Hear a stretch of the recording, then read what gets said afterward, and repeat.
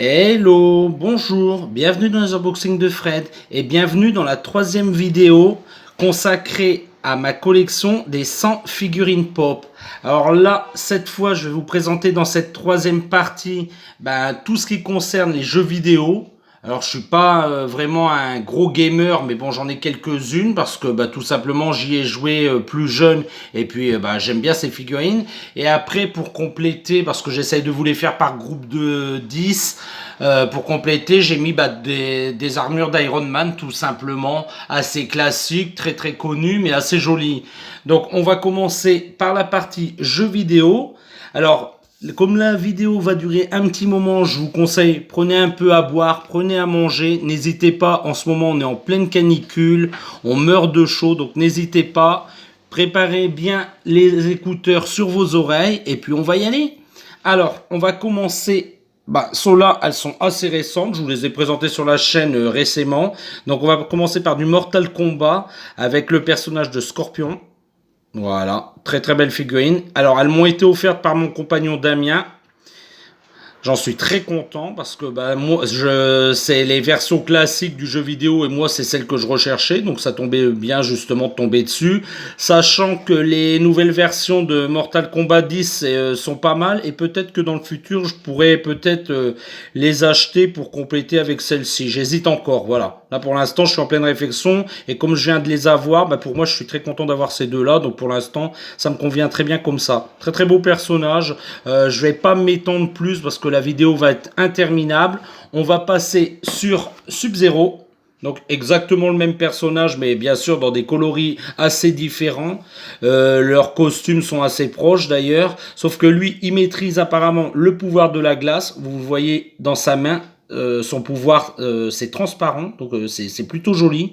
C'est une très belle figurine, moi je l'aime bien.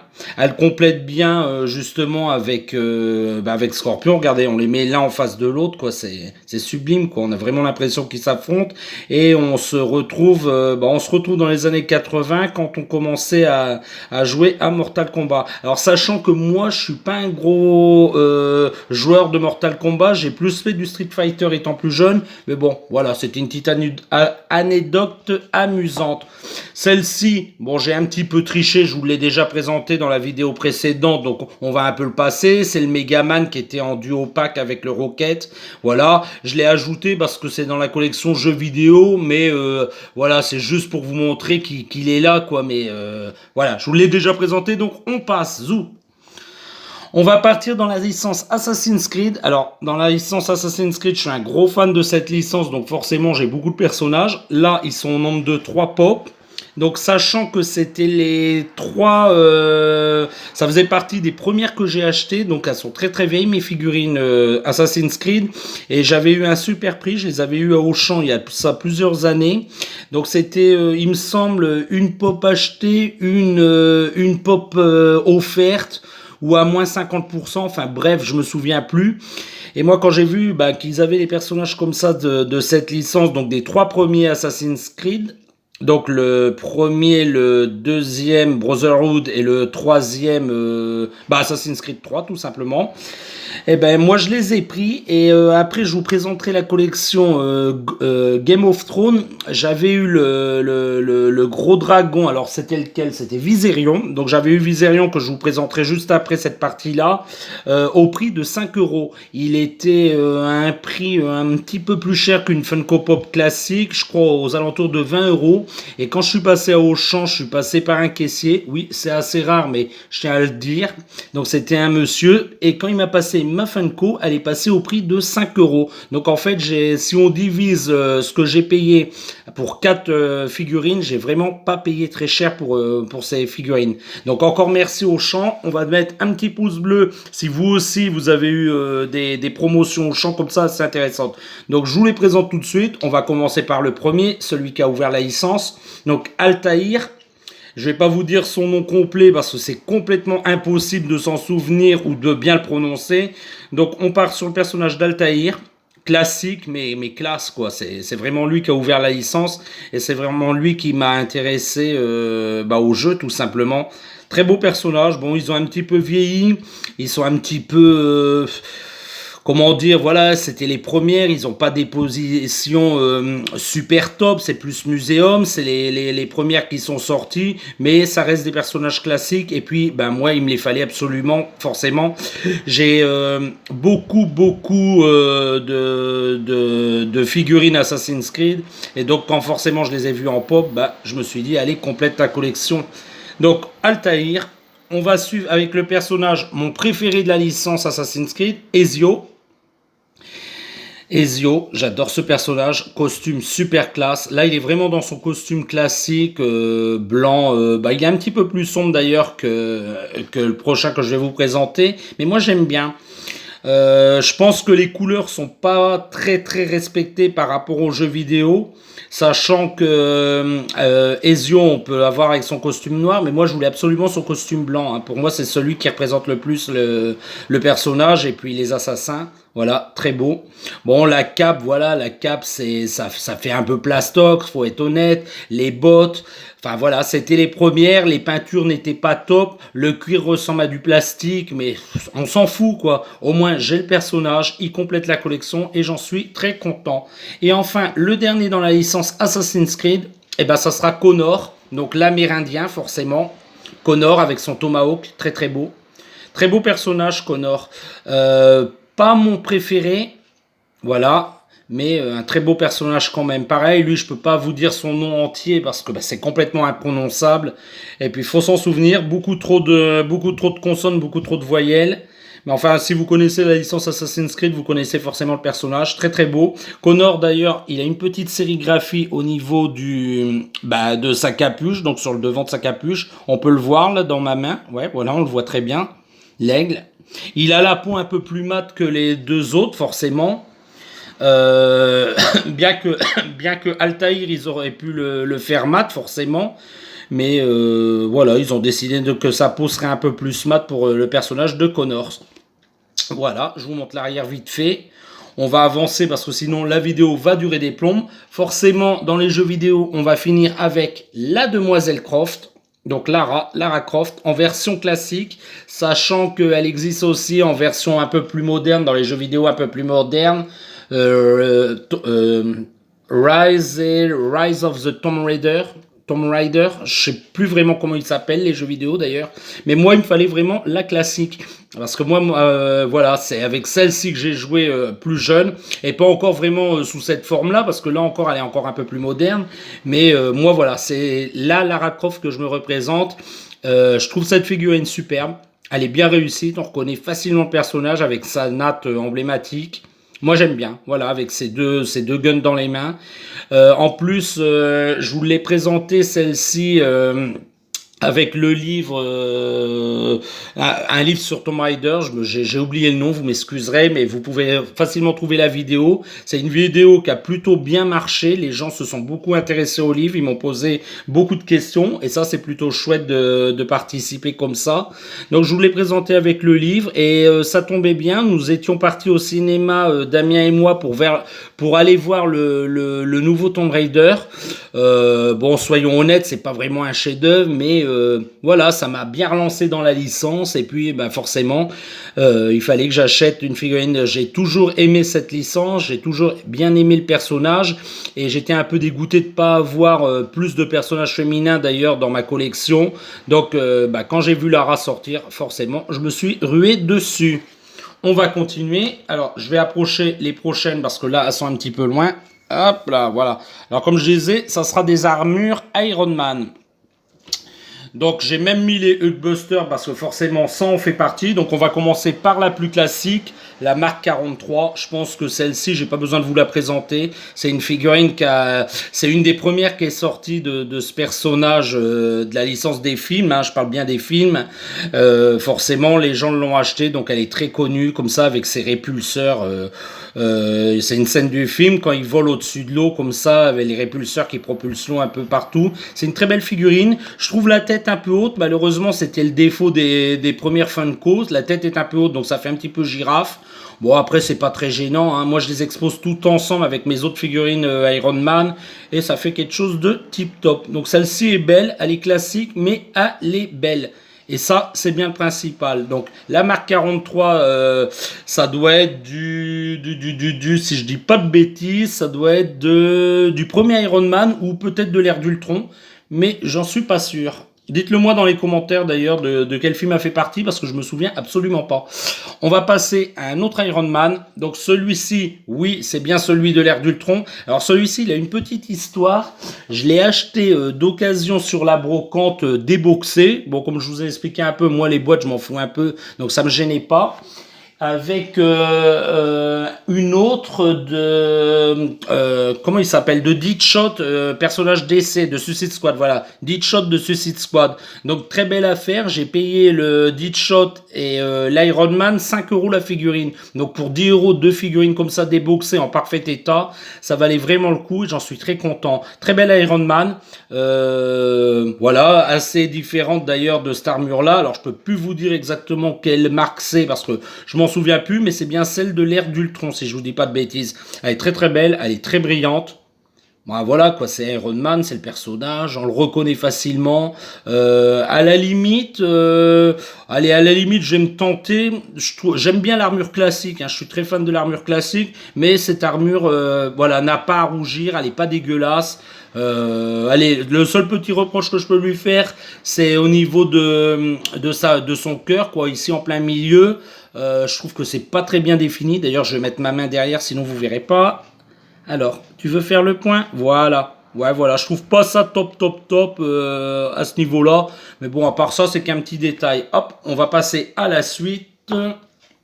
Donc, on va partir sur le Hulkbuster. Pareil, toujours Avenger, l'ère d'Ultron. Alors, celle-ci, par contre, elle est belle, hein. Elle est lourde, elle est magnifique. Elle est... Alors, d'ailleurs, je dis peut-être une bêtise. C'est pas la classique de l'ère d'Ultron que je trouvais un peu balourde et un peu... Pas très bien faite, un peu grosse, un peu balourde. Je pense que ça doit être celle de... que je dise pas de bêtises, de Infinity War. Mais peut-être j'ai une bêtise, hein. Je me souviens plus exactement quelle licence c'était, mais en tout cas, elle est belle. Elle a été refaite complètement, celle-ci. Elle est fine. La peinture est super bien posée. Elle brille. Alors, j'espère que vous la verrez. Je vais bouger un peu la caméra. Hop. Moi, j'aime pas trop bouger la caméra, mais tant pis, là, on va le faire. Voilà. Comme je disais, elle brille énormément. La tête est bubblehead. Ouais, elle est bien collée. Elle est bien rentrée au niveau des épaules. Je vous montre l'arrière vite fait. Voilà, magnifique toujours. La première n'était pas vraiment top, elle était grosse, les couleurs, c'était pas vraiment ça. Mais là, sur celle-ci, aucun défaut et j'en suis très content. Et enfin, on va passer à la dernière. Alors celle-ci, elle est issue de aucun film. Je vous spoil rien parce que les films sont déjà sortis depuis un moment. Hop, je repose la caméra. Donc celle-ci est sortie depuis un moment. On va remonter d'ailleurs. Comme ça, vous verrez un petit peu mieux la bête. Voilà. Donc c'est le Hulk qui sort du Hulkbuster tout simplement. Donc c'est pas une scène du film. On aurait bien aimé, mais il essaye et ça ne fonctionne pas. Donc ça c'est une petite réinterprétation de chez Funko pour nous montrer ce que ça aurait fait si Hulk aurait sorti forcément de cette armure. Donc très très belle, très brillante, pas de défaut de peinture. D'ailleurs tellement belle et tellement, je sais pas, ça a dû marquer peut-être. On aurait tous voulu forcément que le professeur Bruce Banner sorte de cette armure.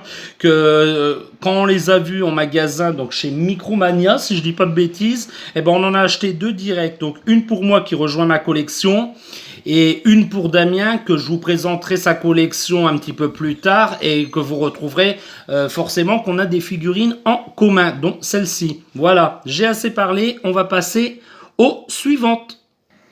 Alors, avant de passer aux suivantes, je vais vous faire la 6e question. Oui, on est déjà dans la 6e.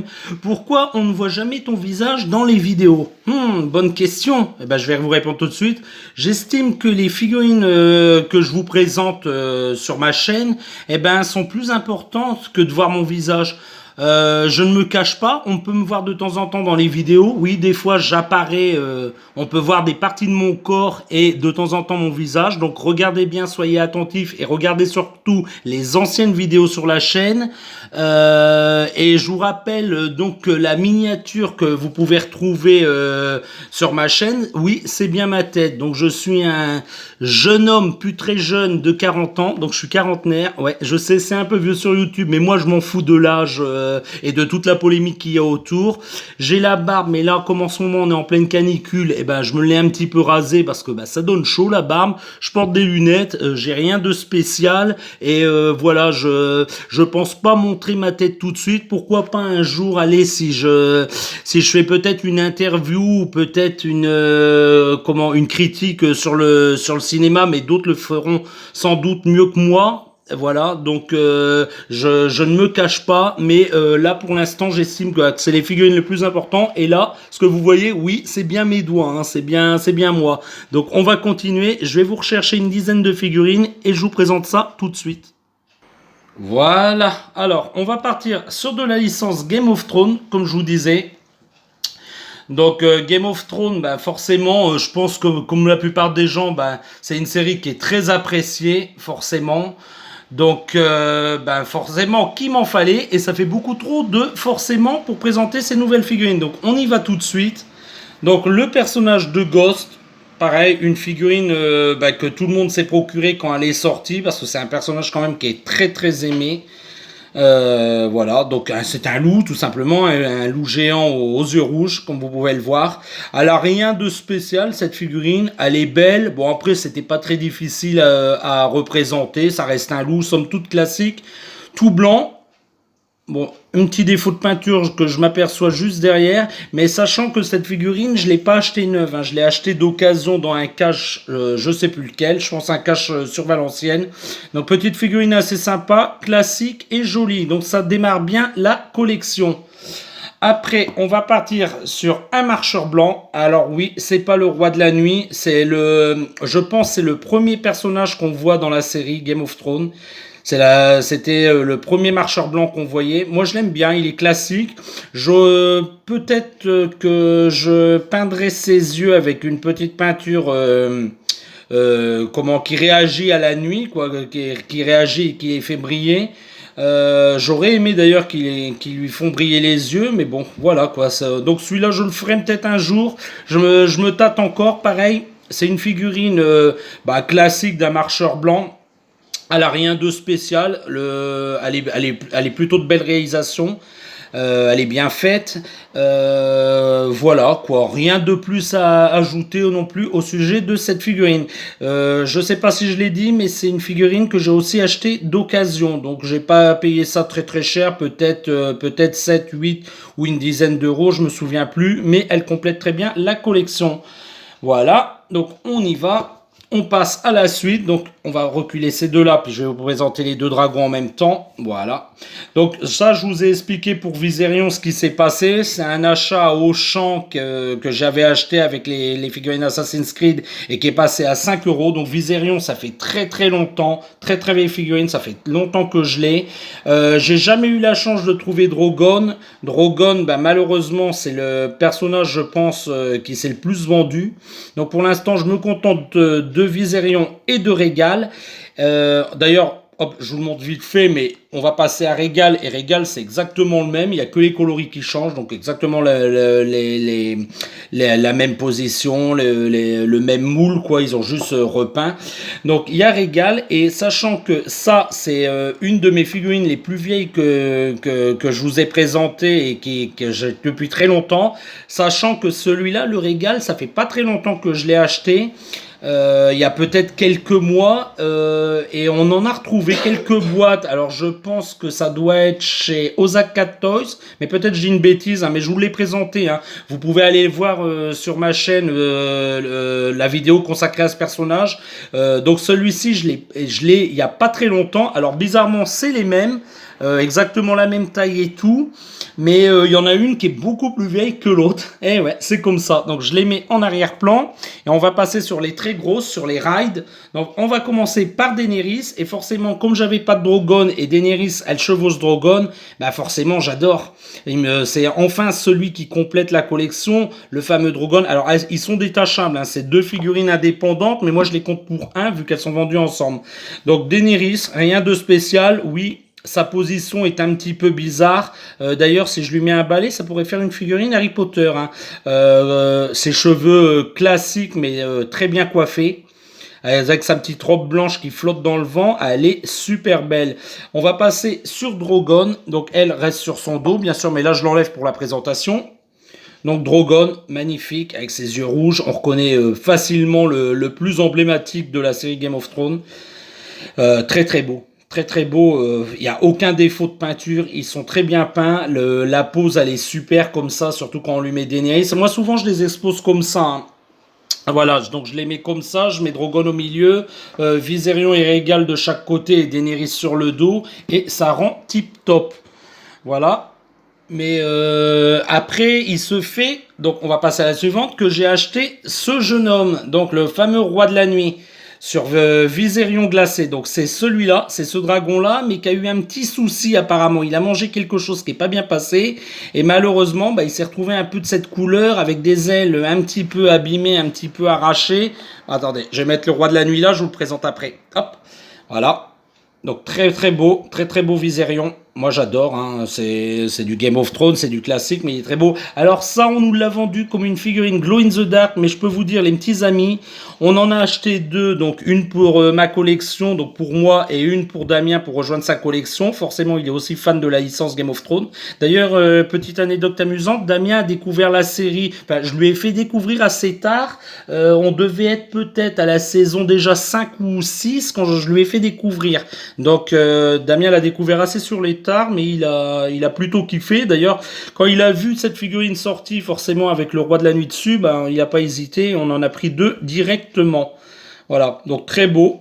Voilà, pour la petite anecdote, je vous montre vite fait le roi de la nuit. Alors le roi de la nuit était déjà sorti en version classique, donc debout, sans dragon, sans rien. J'aimais pas du tout.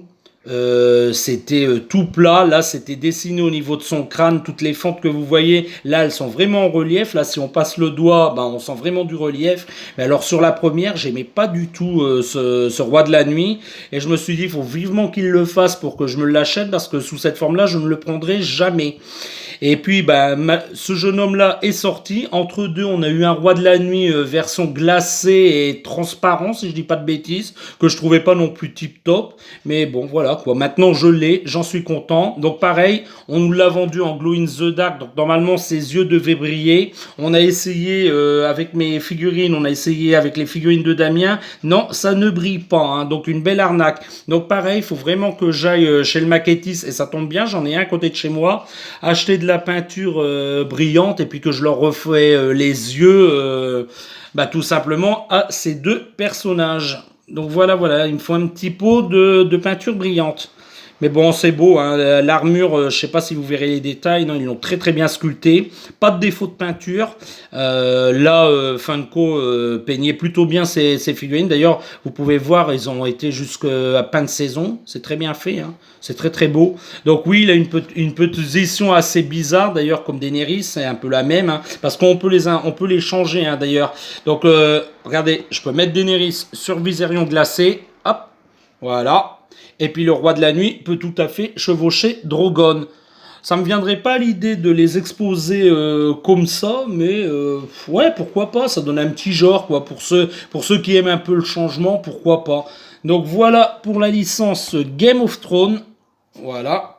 Et on va passer, donc là je vous en ai présenté 6, on va passer à une autre licence. Alors là, il y a une petite histoire pour ça. On va passer sur la licence Tortue Ninja. Donc ça, c'est les Tortues Ninja version classique, donc version de l'animé 85-86, il me semble, si je dis pas de bêtises.